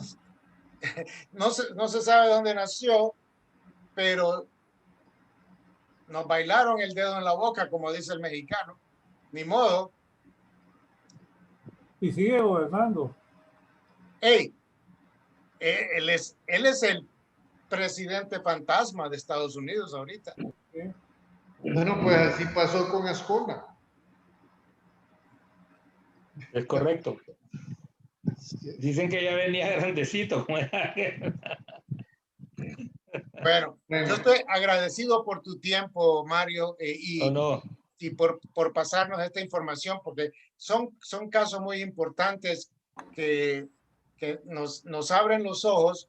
Por ejemplo, ya fuimos corregidos 2 veces, mi hermano en el asunto con su pregunta y la mía, porque estábamos, oye, ¿qué pasó aquí? Pero ya estamos. La ley dice esto, la ley dice esto, ¿no? Para mí es un gusto. Mira, yo trato de ser objetivo a pesar de mi militancia política. Si examino un caso, trato de verlo justamente en lo que se ajusta a la ley, ¿verdad? No quitarle ni ponerle para suavizarlo o para hacerlo más duro, sino sencillamente expresarlo como es y el grado de comprensión que yo tengo de la situación. Así que no es una verdad absoluta porque todos tenemos una opinión y a veces nos formamos la opinión después de que estudiamos las cosas. Pero bueno, yo como fui varios años catedrático en la universidad, les decía a mis alumnos, yo solo tengo la gracia de estar frente a ustedes como profesor porque tengo más años y me gradué primero que ustedes. Pero aquí venimos todos a aprender porque cada uno tiene que aprender del otro. Quisiera proponer otro posible tópico para cuando se pueda. Algo que acaba de tocar Mario, que es la cuestión de la legalidad de alguien que está en Estados Unidos, porque aquí hay mucho hondureño que creen que tienen derecho a tener los 2 pasaportes. No. Estados Unidos te prohíbe, solo te acepta un pasaporte, y la única razón que Estados Unidos solo acepta un pasaporte es porque a quién tú le vas a ser leal. Sí. Si estás en Estados Unidos y tienes pasaporte americano, es esperado que tú vas a ser leal a este país. Correcto. Pero ¿cómo puedes serle leal a Honduras cuando estás viviendo en Estados Unidos y tienes 2 pasaportes? ¿A quién le vas a ser leal? A mis amigos yo les hago esa pregunta. No me venga con esa tontera. A la hora de ir a la guerra, ¿por quién? Si va a Honduras contra Estados Unidos, ¿por quién vas a ir tú? Pobrecito Honduras, hombre, con Honduras. No, pero piénsalo. Es cierto. Hacemos las cruces. El punto más importante, Francisco, es dónde estás pagando tus impuestos. Ahí esa es tu nación, ¿verdad? Y eso es lo que llama tío Sam. Esa es una. 2, mis nietos están aquí. ¿Sí? Por último, una pregunta para Mario. Sí. Mario, saliendo del tema, vamos a las sedes. Las sedes fueron aprobadas dentro del Congreso Nacional, fueron ratificadas por la Corte Suprema de Justicia. Entonces significa que las mismas están dentro de la Constitución, son constitucionales. Bueno, mira, el hecho de que haya un fallo, si es que hay, porque yo no lo conozco, en relación a la constitucionalidad de las sedes, no significa que ese fallo haya borrado la inconstitucionalidad. Obviamente que el fallo hay que aceptarlo, porque es emitido por el más alto órgano de justicia del país. Y si dice que es constitucional, pues adelante. No obstante, creo que desde el punto de vista político, lo conveniente sería revisar en dónde se falló y qué es lo que se puede rectificar. Porque como les digo, como instrumento de desarrollo económico, yo no veo inconveniente alguno. Yo recuerdo que cuando se introdujo aquí la maquila, tuvo tantos enemigos como tiene la sede. Sin embargo, se institucionalizó, se nacionalizó y ahí están funcionando y le han aportado al país algún grado de desarrollo en el nivel de empleo. Lo mismo puede acontecer con estos instrumentos. El hecho de que tengan un defecto legal en la implementación no implica que vayan a producir resultados en contrario. Una de las cosas que hemos discutido a nivel político, porque yo soy parte de un grupo de debate intelectual a nivel del Partido Nacional, es que esto se ha convertido en un tema electorero en donde la oposición y el mismo oficialismo se encuentran como en un campo de batalla tratando de desprestigiar unos a otros, que es el inconveniente que se ha presentado. Y yo decía, bueno, ¿qué realmente es lo primero? Si no es constitucional, ¿por qué no rectificamos? Lo que yo les decía al principio, ¿por qué no rectificamos y socializamos con mayor profundidad esto? Porque hasta el momento no podemos exhibir frutos de las sedes, puesto que ninguna se ha desarrollado a niveles que pueda ser impactante para la vida nacional. Entonces tenemos que esperar los procesos. Yo creo que aquí comemos ansias y como les digo, la oposición en Honduras se mide por oponerse a todo, a veces hasta sin razón. Y el gobierno se mide en el sentido de que quiere imponer todo, a veces hasta sin razón. Entonces, si unos y otros no guardamos las armas, vamos a mantener una debacle en ese sentido. Tenemos que ser un poco más fríos y objetivos en la toma de las decisiones que convengan al país. Gracias, Mario. Yo me tengo que retirar porque tengo una situación ahorita en la casa que necesitan una ayuda. Gracias a todos.